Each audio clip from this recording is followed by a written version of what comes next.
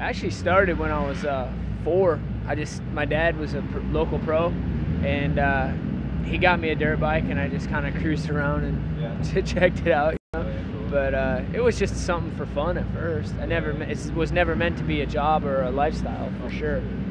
Yeah, I got to ride with him. He was, you know, obviously I was on a 50 and he was always on a KX 500 or an old CR 500. So yeah, it was never really ride with him. He just kind of rode behind me and picked me up out of every mud hole I got stuck in. Cool. So when did you start the whole racing thing? You know, it was I actually raced once when I was 4 at a local, Broome Tioga was the local track. I went there once and I pulled off I was winning, pulled off on the white flag. Didn't even know how to race, you know, just pulled off.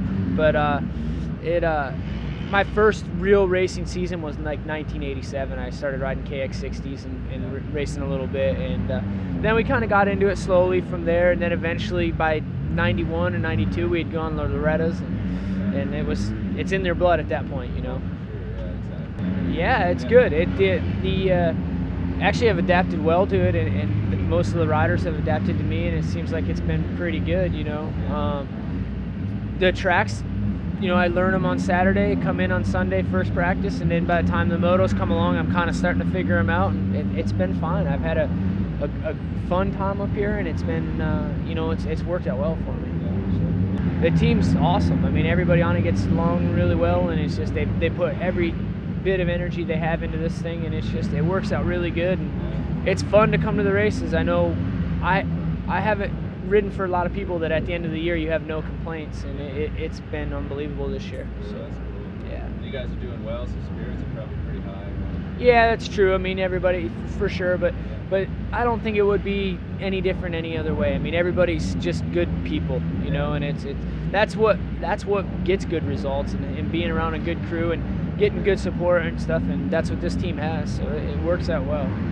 The pressure and the atmosphere is completely different there. I mean, everybody here seems to be, you know, they want to come to next weekend's race, where in the States it's all about, you know, I got to beat that guy, I got to do this, I got to do that to make $1, and you see a lot of big crashes, you see a lot of pressure, you see a lot of things going on that don't happen up here, and this is just I mean, you come here from an outsider looking in, this is just a great place to be and a great place to race, because it's fun, you know. It's not like it's not a ton of pressure, you know. The only pressure is what you put on yourself. Yeah, exactly. So that's cool. you know, the only thing I kind of get nervous a little bit is the first corner. I mean, you always, if I said I didn't get nervous, it'd be a lie, but it's definitely not to where I can't function or do anything, or the same kind of feeling as like an amateur. Yeah. But yeah, you get nervous, and I think it's really just, there's a lot of stuff that can happen, and I think it's just, you know, you want to make sure that you get through the first corner and you get yourself going on the track. And obviously we all are doing this competitively, so you want to do well, and you know, nerves can get you for lots of reasons. For if you're got a championship on the line, or if you got something, yeah, definitely. But for the most part, it's not a major deal. Yeah, I have never been an excellent starter, and it's definitely hurt me. And concrete starts, might as well forget it. I should just start backwards. But I'm learning, you know what I mean, and it definitely I gotta get better at those. So, well, the good thing I have to. I mean, it's something I've learned from being a bad starter. I've learned how to get through guys and do stuff. And the only thing is when you got a guy that's the same speed or faster than you, if he gets out front, you can't make that time up. You know, it's like JSR, the first moto at Moncton, he got a good start and he was gone. And I was way back in the pack, and there was no way I was going to catch him. It didn't matter if I was going 3 seconds a lap faster, you know. So, but that kind of stuff hurts me. But it's all stuff I need to work on, for sure. But the consistency.